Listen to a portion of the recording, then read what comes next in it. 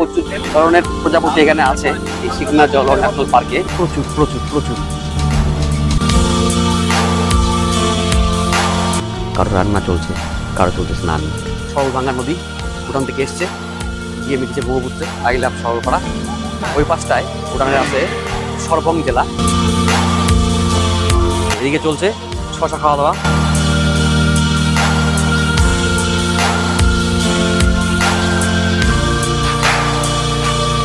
সরলপাড়া গ্রামে রয়েছে একটি চমৎকার মনে রয়েছে একটি ছোট্ট ও সুন্দর চার্চ।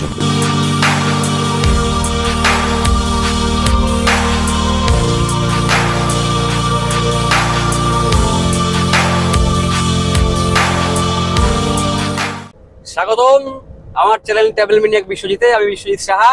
আজকে আমরা যাচ্ছি সরলপাড়া। সরলপাড়া আসামের কোকরাঝার জেলার একটা অত্যন্ত সুন্দর স্পট। সঙ্গে সত্যেন, পিছনে প্রদ্যুৎ মণ্ডল, প্রশান্ত সেন এবং ধীমান চৌধুরী। এরা কিন্তু প্রত্যেকে আমার সহকর্মী। আজ রোববার, ছুটির দিন। প্ল্যান হলো দুদিন আগে ঘুরতে যাব। কোথায়? সরলপাড়া। এই মুহূর্তে আমরা NH27-এ। NH27 ধরে আমরা যাবো বিশমুড়ি মোড়, তারপরে আমরা সরলপাড়া সরবং রোড ধরবো।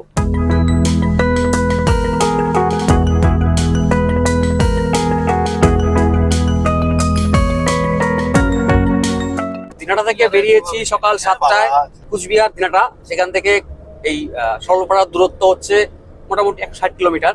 আসতে হবে এই NH27 ধরেই। সামনে সংকোষ নদী, অর্থাৎ আমরা পেরিয়ে যাচ্ছি বাংলা এবং আসামের বর্ডার। এই নদী পেরোলেই ও পাশটা আসাম, এ পাশটা পশ্চিমবঙ্গ। আমরা পশ্চিমবঙ্গে থাকি, কুচবিহার জেলার বাসিন্দা আমরা। এই সংকোষ নদীর ব্রিজের উপর আমরা এই মুহূর্তে।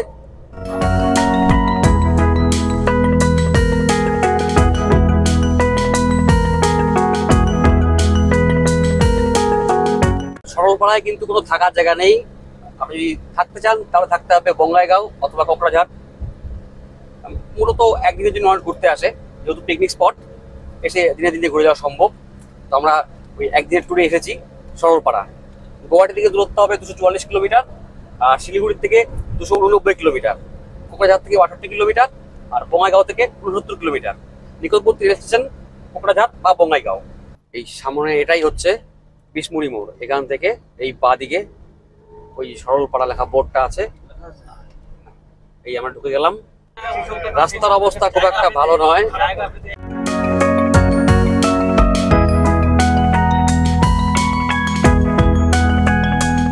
আসামের রায়মনা ন্যাশনাল পার্ক আর মানস ন্যাশনাল পার্ক, তার মাঝখানে পড়েছে শিকনা জওলাও ন্যাশনাল পার্ক, যেটা এই 2025-এর 5ই মার্চ থেকে ন্যাশনাল পার্ক হিসেবে চিহ্নিত হয়েছে। অর্থাৎ আসামের একেবারে নতুন ন্যাশনাল পার্ক, আসামের 8ম ন্যাশনাল পার্ক। তার মধ্য দিয়ে কিন্তু আমরা যাবো। এই রাস্তা আমরা এখন যাচ্ছি, এটা এই ন্যাশনাল পার্কের মধ্য দিয়ে যাবে।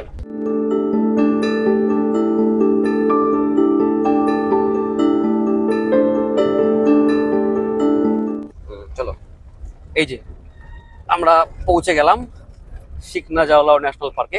সামনে এটা গেট। হ্যাঁ হ্যাঁ হ্যাঁ, চলো দেখি। এই গেট শিকনা জওলাও ন্যাশনাল পার্কের। কথা বলে নিয়ে এন্ট্রি করতে হবে কিনা। গেটে কোনো এন্ট্রির ব্যাপার দেখলাম না, কোনো লক্ষ্য দেখলাম না, শুধু ন্যাশনাল পার্ক গেট দেখলাম। তো এই মুহূর্তে আমরা ঢুকে গেলাম এই শিকনা জওলাও ন্যাশনাল পার্কে।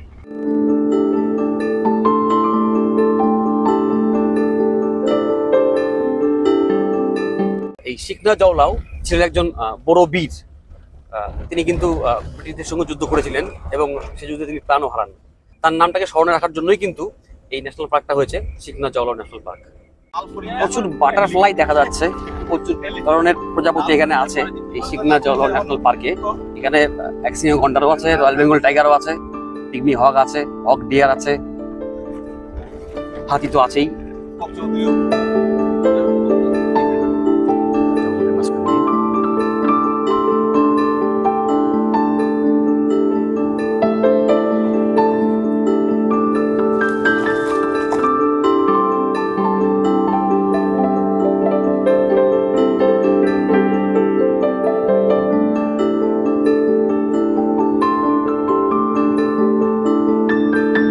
এই ন্যাশনাল পার্কে কিন্তু তেমন কোনো সাফারির ব্যবস্থা নেই, এখনো চালু হয়নি। এর মাঝখানে রাস্তাটা, এটা বরাবরই আপনি নিজের গাড়ি নিয়ে যেতে পারবেন। প্রচুর প্রজাপতি, প্রচুর প্রজাপতি, প্রচুর প্রজাপতি। এই সাউন্ড দিয়ে পার হয়ে গেল। ঝাঁকে ঝাঁকে প্রজাপতি, ঝাঁকে ঝাঁকে।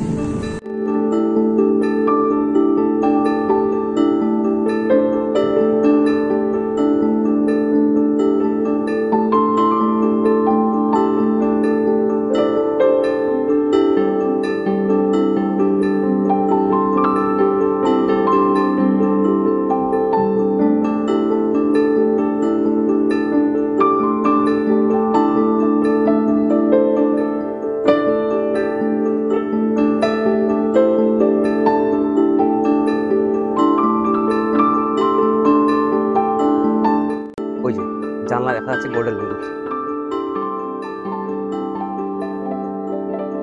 ওই যে কাছে, ওই কাছে আছে।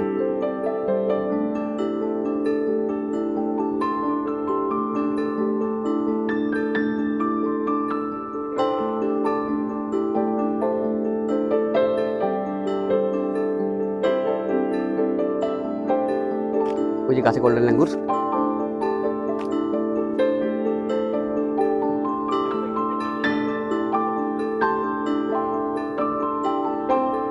ওই যে গাছে,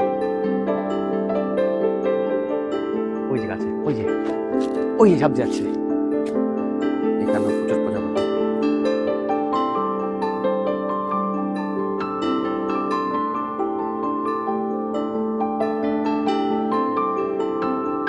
প্রচুর প্রজাপতি এখানে। আর এই ঘরটা দেখতে পাচ্ছেন, এই ঘরের ভিতরে কিন্তু রয়েছে গোল্ডেন লেঙ্গুর। এই যে প্রদ্যুৎদার ঠিক হাতেই একটা প্রজাপতি বসেছে। দারুণ দারুণ দারুণ। এটা অ্যাকচুয়ালি ওয়েলকাম, এদের ওয়েলকাম করার পদ্ধতি। এখানে ছাকে যাকে বলে, ভাইটা ফটো তুলছে এখানে প্রচুর।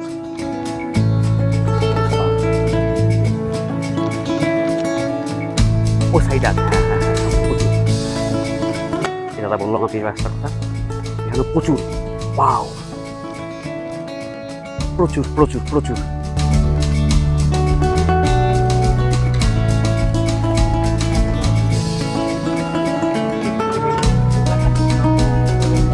প্রচুর প্রচুর প্রচুর প্রজাপতি।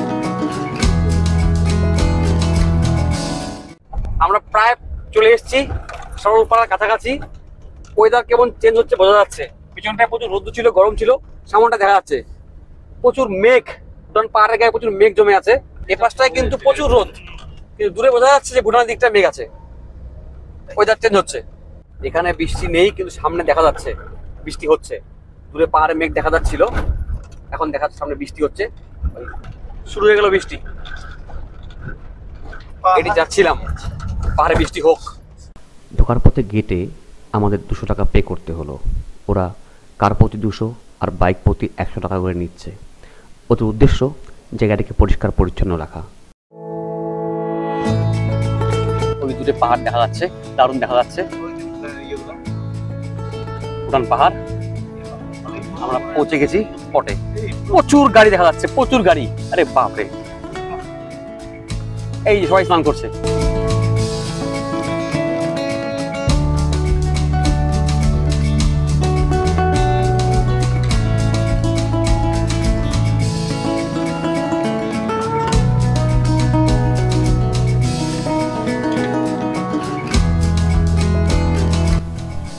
মেঘে ঢাকা সবুজ ভুটান পাহাড়, আর সেখান থেকে নেমে আসা সরলভাঙ্গা নদী।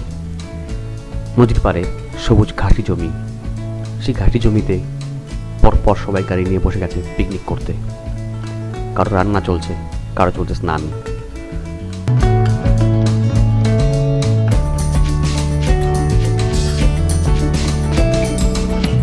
নদীর একেবারে ধার ঘেঁষে একটি ভালো জায়গার সন্ধানে আমরাও আরও খানিকটা এগিয়ে গেলাম।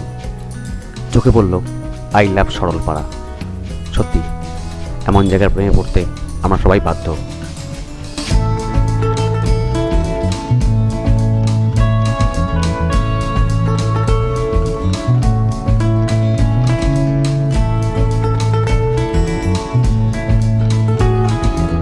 এই আমরা পৌঁছে গেলাম সরলপাড়াতে। এই সরলভাঙ্গা নদী ভুটান থেকে এসছে, গিয়ে মিটেছে ব্রহ্মপুত্রে। দারুণ দারুণ, সবাই স্নান করছে।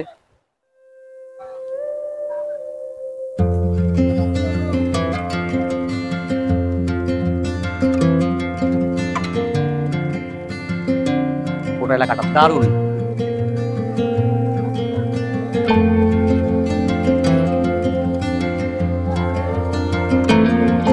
এর জন্যই আপনার থেকে আসা। চমৎকার লাগছে এসে। ছিপছিপ বৃষ্টি পড়ছে। এখন বাজে বেলা 1:30টার মতো। এই এখানে লেখা আছে আই লাভ সরলপাড়া। ওই পাশটায় ভুটানের আছে সরবং জেলা, ভুটানের সরবং জেলা, আর এ পাশে এই সরলপাড়া।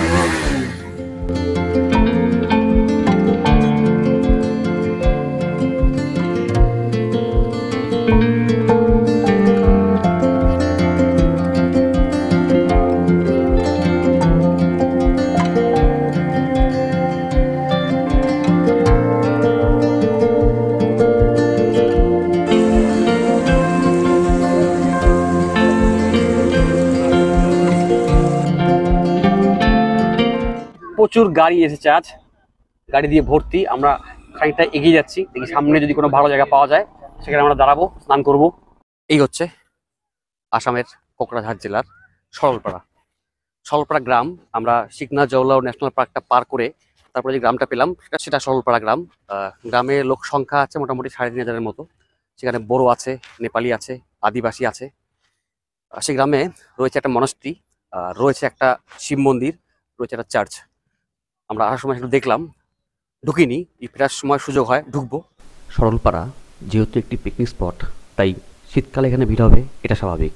তবে এই জুন জুলাই মাসে এত ভিড় সত্যি আশা করিনি। এদিকে চলছে শশা খাওয়া দাওয়া, সত্যি শশা কাটছে, কোটান তোলা কাটা হয়ে গেছে, আপাতত শশা ভোজন।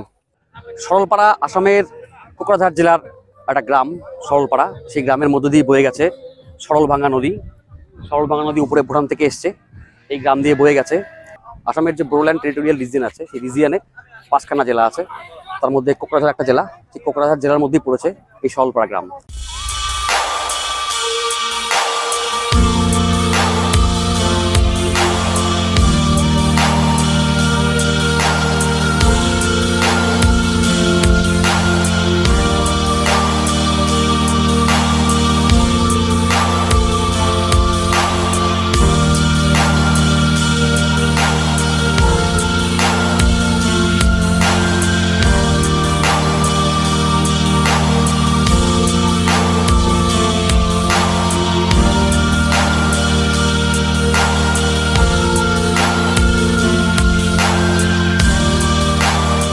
বেরিয়ে পড়লাম সবাই এবার স্নান করতে। গাড়িটা করে পার্ক করেছি, এখন ওই পাশ দিয়ে নামবো স্নান করার জন্য। প্রচুর গাড়ি, প্রচুর গাড়ি, প্রচুর গাড়ি। এখানটা একটা সাঁকোর মতো আছে, এই সাঁকো দিয়ে কিন্তু পার হওয়া যায় নদীটা। তারপর তো সাঁকোটার উপরে উঠছি আমরা, এখানে স্নান করে মজা হবে।